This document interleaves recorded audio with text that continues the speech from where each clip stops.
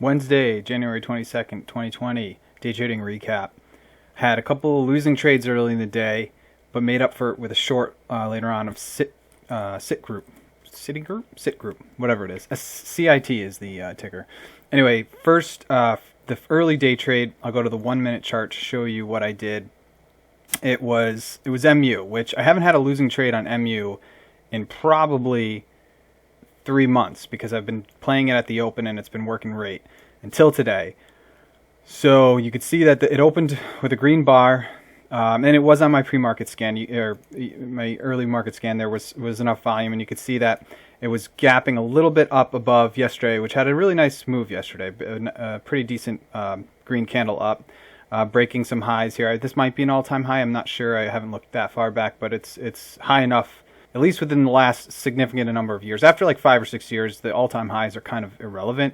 That's not always the case, but to a degree they are, because at that point whatever resistance is there it's no longer really there anymore. It's been enough years, but over the last year plus 2 years, 3 years, this is definitely an all-time, definitely close to a significant high for it that you should take note of it. So it had a pretty good day yesterday, so that's why I took note of it, because in the early market it was getting a little volume. You could see not much though, a little scattered. So this is, you never trade this pre-market if you're thinking of it, because there's not enough volume, but it was on the radar. So first green bar, and I watched what happened, and then it had this tail that shot down through that first green bar. So that was, it started out red here, the second candle. So that got me nervous, but then it held VWAP, and it held this 200 moving average on a 1 minute chart. So I said after that candle, okay, looks kind of strong. Had significant volume for the first candle.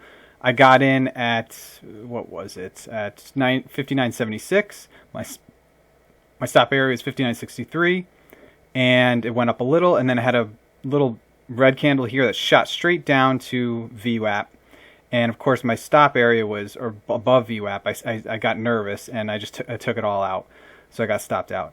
And then it went back up again, but never really got close to my, or I guess kind of close to my 60 area, which was, I was hoping it would hit 60, and it didn't do that. So probably would have taken a little profit here anyway, and then moved my stop up to break even or so.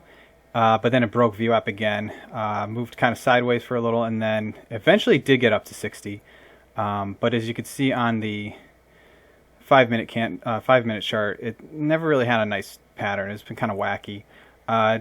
Backed out of a trade. I broke my rules again and did something stupid. Again, you don't stick to your rules, you're going to pay for it. Well, and I shouldn't say this is a tough one.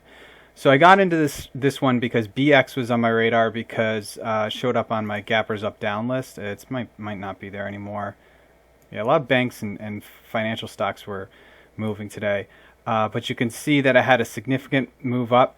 First big candle on a 15-minute chart to start the day. Kind of started to create like a little bit of a flag. So I got in at 62.32.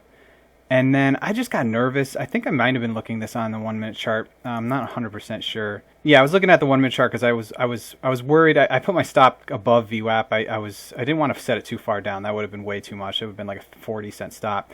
So I got in here, and it actually did come down and touch my stop. But you can see what it did after that. It came close to VWAP and then shot right back up again. So it eventually actually made a nice move for the day, hitting my first target. And when you look at the ADMA, it was kind of holding that, a little tail through it, but holding it. That would have probably stopped me out, even though it was just the tail and didn't close. And you can see it touched VWAP here. It didn't close below VWAP. I probably would have gotten nervous because it was kind of moving kind of quick. And then it moved up really nice. Shot through my first target, my 2R, and then it went all the way up to 63.13, which was, I got in at 62.32, so that's a pretty nice move. 80 cents.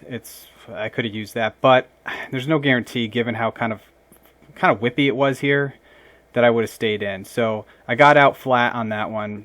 Literally pennies, made a few pennies on it, and that was that. So for the day I was down and then flat on this one without missing an opportunity. So I was looking for something, and that's when I found SIT, which showed up. It's still there, I think. It's still up on my, it's the top of my SIT group It's a bank stock. It's top of my gappers up down list. So it had gapped. You could see. I think it had earnings. Yeah, it had. No, it doesn't have earnings. It has earnings in like 7 days or something like that. It didn't have earnings today. So something was moving it. It doesn't really matter what, but it had a big down day. But it gapped above the 200 moving average. You can see that green line there. That's significant. Whenever that 200 moving average comes into play, you should take notice. So especially when it's gapping there. So it gapped above it, and you can see that previously it had kind of tipped the 200 and then fell back, but this time it got above the 200. So I was definitely taking note of it. In the pre-market, I didn't do anything with it until later in the day. So you can see it kind of had a nice move early in the day. Got up as high as 48.07.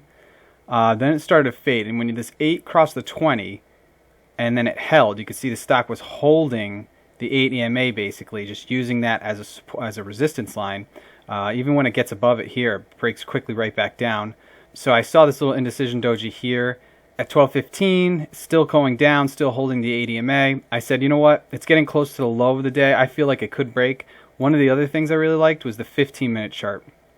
And when you look at the stock, how it broke below this 10 EMA on this 15-minute chart, and it had a little indecision doji right at the kind of like right where it was starting to fail it. That clued me in that this could be a good short. So I got in.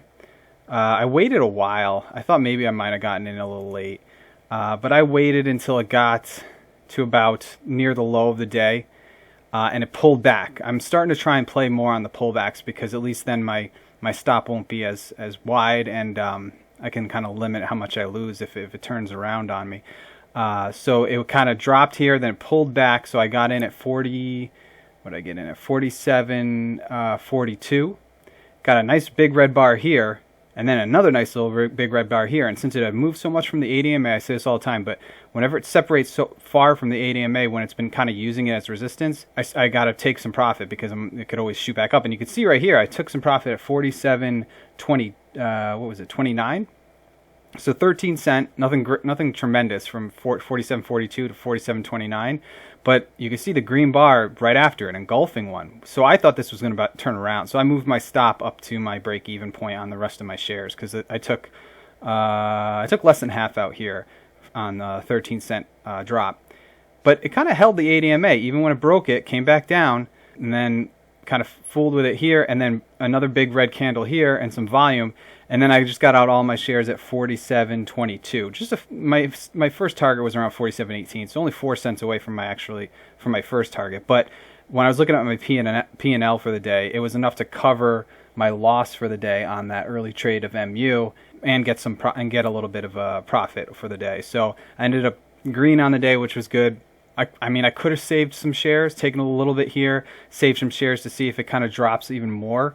But when you look at that daily chart, you see the EMA, the 8 EMA is 47.12 right there. So I'm not sure how much room it has. And then got the top of this base of this candle right here at about 47.33. So it's been breaking that for a while, but who knows if it kind of rejects the 200 moving average, comes back.